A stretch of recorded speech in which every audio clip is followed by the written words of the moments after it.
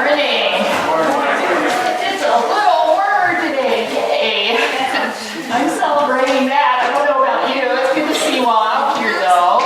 I'm going to start today with a little parable that I want you to keep in your mind for our service today. It's about chickens. Now, I know all of you probably know a little bit about chickens, but, you know, if you've ever seen chickens in a chicken coop, you know, especially, they're very tradition-oriented, very ritual-oriented. Surprisingly so. They're not the most intelligent creatures.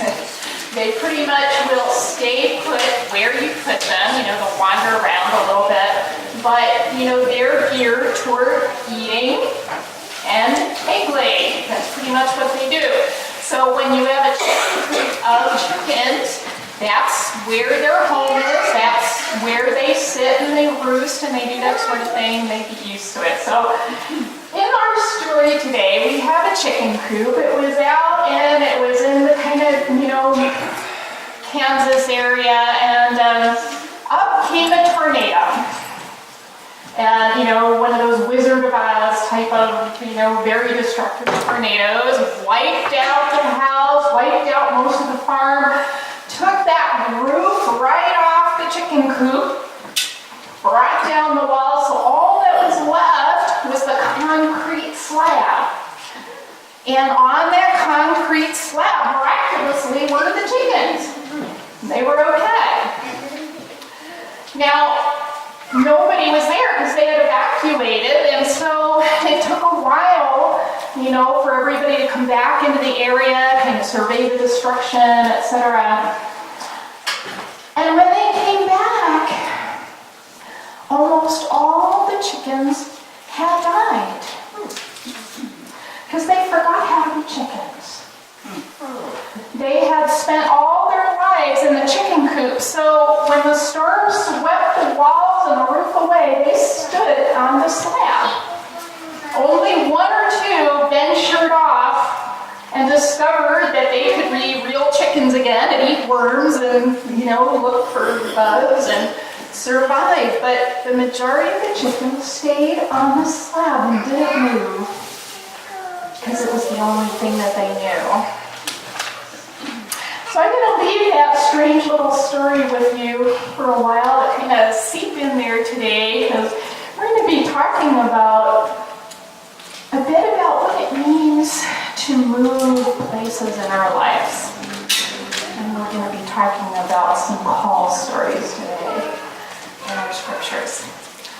So let's gather together today and in our love and in our joy and in our togetherness here, and let's rise so we can call to worship. Stand for the gospel.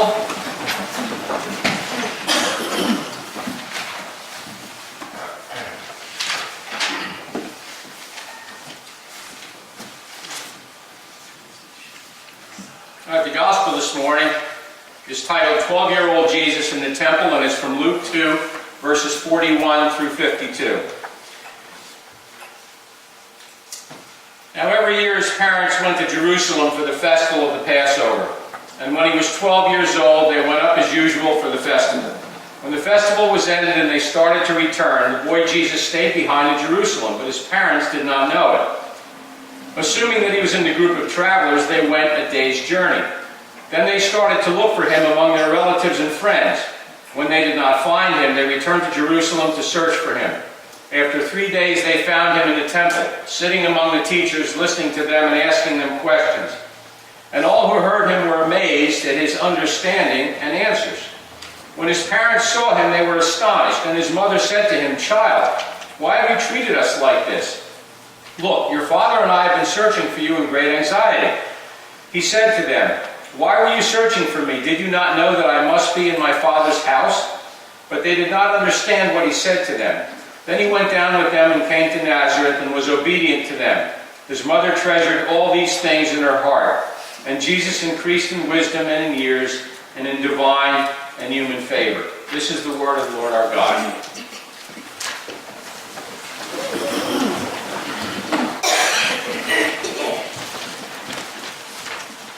Well, I'm going to call out to the inner child in you all this morning, and I'm going to see if you remember that feeling when you were young of the big slide. I mean the big slide. Right. That one that was like really tall and you were really this big, and it kind of towered up there, and you just were like, oh, that's awesome. I want to go on that thing. And part of you was all exhilarated and you couldn't wait to get up there, and you could just kind of feel the wind whipping past your ears and your heart pounding in your chest and that chill going down your back. But then at the same time, you have that kind of little bit of a fear, like, whoa, that's really fast. That's kind of out of control. Can I do this? But you know, you're a kid, so it all gets the best of you, and you climb that ladder. Really long ladder, all the way up to the top. You get all the way up there, you sit on the top of that slide and look down there. And everybody around you is like, go, go, go. And you get ready, and you get set, and you freeze. And part of you wants to get up and you want to run back down the ladder, except when you turn around, you see the crowd has gotten like really big. There's no way you can go back. There's also no way you're going forward. And so you sit there, wondering what to do and kind of cursing yourself for getting yourself into that position in the first place. Now, for some of you, it may not be the slide, it may be the high dive at the pool, maybe the roller coaster, or that like super high, dangerous looking Ferris wheel. But we all have one of those rides, I know we do, or at least you did when you were little. And it's kind of that feeling that I want to talk about today, about going into new places. Because you see, the scriptures have a lot of these kinds of stories. Zillions of them, and we call them call stories. Right? Call stories, where God calls us out and into some new place. And we are partly exhilarated, partly scared, but you know, we look at scripture, people like Abraham, and he goes, right? And we're like, oh, what an awesome guy.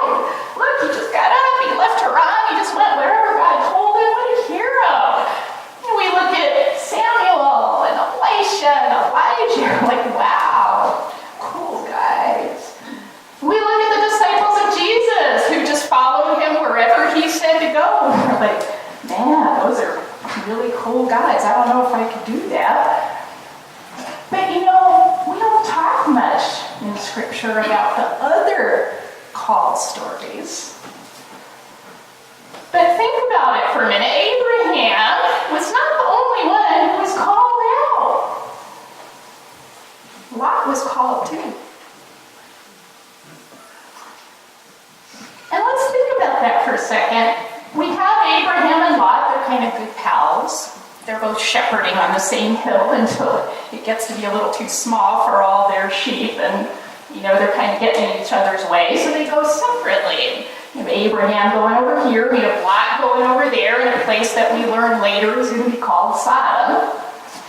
And Lot's a good guy, his family are good people, and they're doing their good thing by God, and they're doing their life the way they should. And one day, God comes and he comes to Abraham and calls him out. And he goes to Lot and he calls him out too, but the story's a little different. So let's think about that story. Because it's not just Lot who has to go, by the way, and not just Abraham who has to go. Sarah has to go with Abraham, Lot's family has to go with him. And you know, I want to talk especially about somebody who we only know as Lot's wife. Poor woman doesn't even have a name in the scripture. Now, in some of the Jewish rabbinical books, they call her Edith, so just for the sake of giving this poor woman a name, we're going to call her Edith today. So Edith being a woman in her day, she doesn't have a whole lot of choice. So, whatever Lot does, she has to do. So let's look at the story. So you've got Lot and you've got Abraham. And God says to Abraham, look, I'm going to give you a promotion. I'm going to relocate you, but you're going to be the big guy. Father of Nations is your new title. Wow, cool. And he has a choice whether to accept that or not. He accepts. He has to relocate. That's a given. He has to get to know new people. He has to get a new home. He has to do all that stuff. He goes on a lot of adventures, but life's looking pretty good. But then God goes to Lot and says, Lot, you're fired. And you're about to be escorted out of the building and onto the street.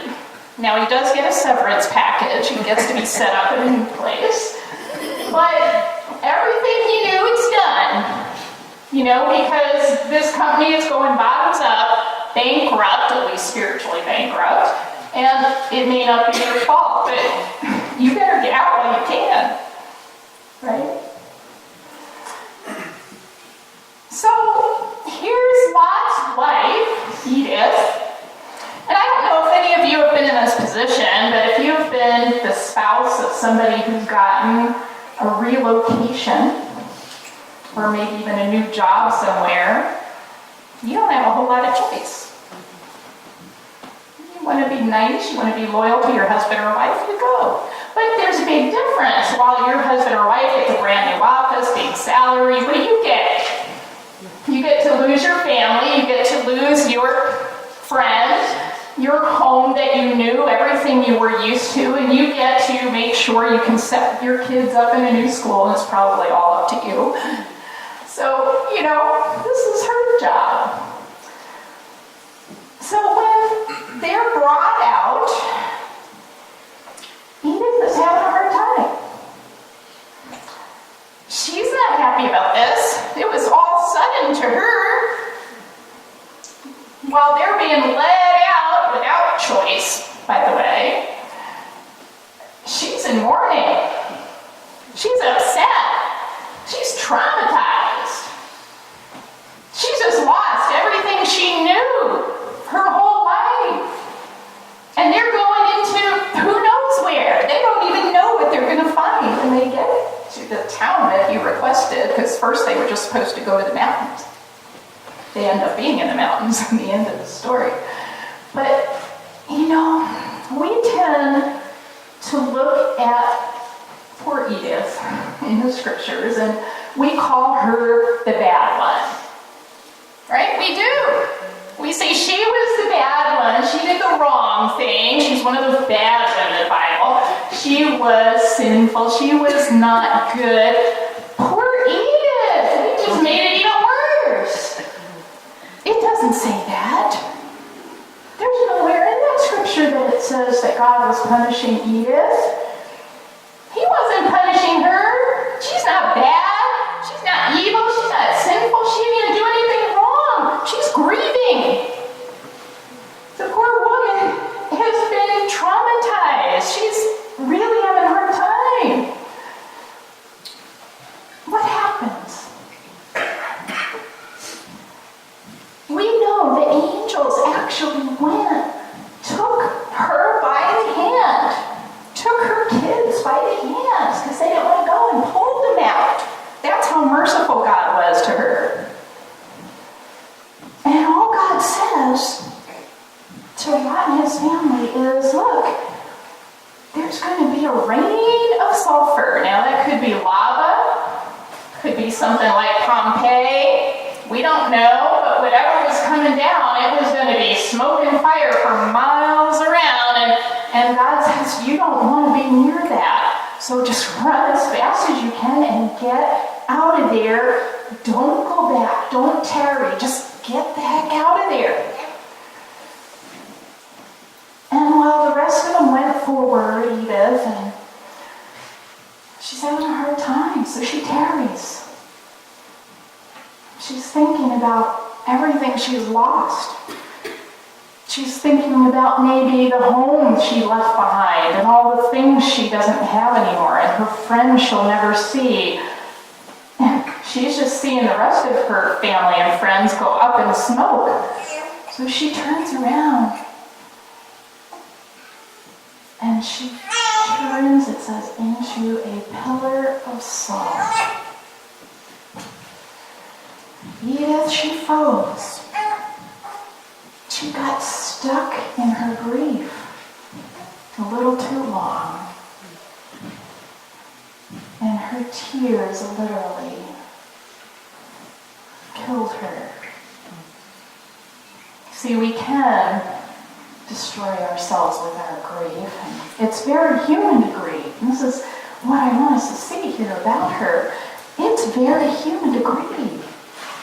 We grieve our losses. You know, whether it's that we got a promotion and we have to leave, or that we're fired, or that we're divorced, or that somebody died, or that a hurricane swept in and destroyed our home, which has happened in several places in our country this year. No matter what happens, sometimes in life, God has to pull us out, to call us out of places that aren't good for us anymore, and into someplace new, and it's hard. And we grieve, and God knows that we grieve. But we can also get stuck. Just like on that slide, we can get stuck in that grieving place a little bit too long. It's not a sin. It's not something that she did horribly wrong. It's just the consequences of the past that consumed her, literally. You know, I bet all of us have a story like that. Times that we've been frozen. And I know of a particular story of some whitewater rafters that I want to tell you today. And it's a little bit like that chicken story. I'm still feeling bad for those chickens. But there were two whitewater rafters. And they were at the beginning of a very cool river, and it was going to be a neat day of adventure in which two of them decided to go down with a bunch of other rafters down the rapids, and part of it would be rapids, part of it would be nice and smooth through the mountains. And when they got to the end of the route, there'd be a barbecue for everybody, a celebration that they happened to give. And when the guide explained to everybody how to do this trip and to make sure that they took all the safety precautions, he was careful to say, you've got to trust the river. Trust the river. Don't let go of your raft. Whatever you do, you've got to hold on. So, because sometimes it's going to get rough, other times it may be smooth, but when it gets rough, you hold on to the side, you put your head down, and you just let the river take you forward. So they set off, and the one rafter did that. You know, for a while they were side by side going, it was pretty cool, they were watching the birds, and the mountains were beautiful, and all of a sudden they started to hit those rough currents. And the one rafter started going ahead, he gripped the sides, and he took off, and he got, splashed here and there, but he rode it through. But the second rafter got scared. It was fast. It looked dangerous. He started getting that heart in the throat kind of thing, and he thought that maybe that rock to the side looked like a lot safer bet. So he took his hands off that raft and he grabbed the rock. And that was the last that he was seeing. That was a terribly sad story. And not all of us in our grief get destroyed like that or turned into rock, although grief can keep our hearts hardened and prevent us from going forward into new relationships. And from making new beginnings. Not all of us are going to die from our grief, but grief can turn us into the walking dead if we allow it to consume us to the place where we can't move forward. But you see, Jesus is our river. Jesus is, we know, the river of life, the living water.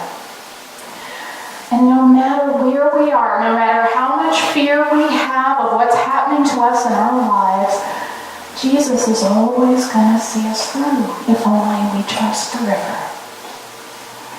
We just have to put our trust in Jesus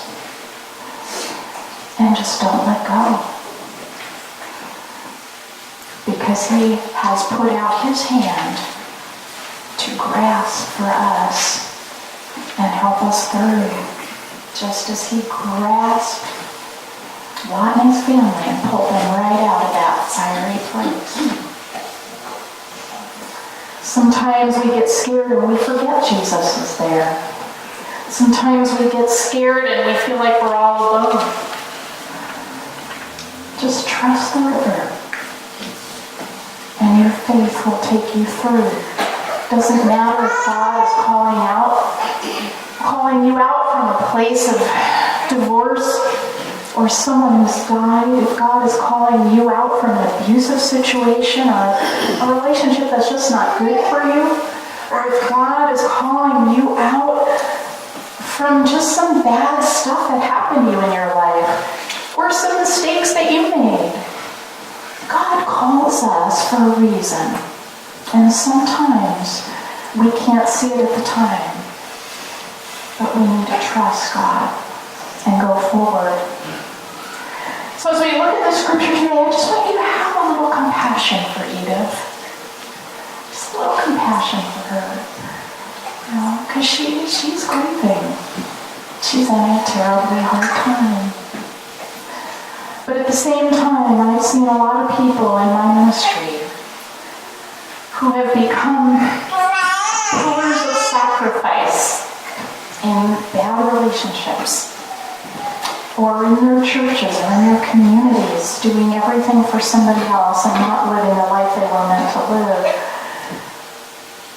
God is calling you out.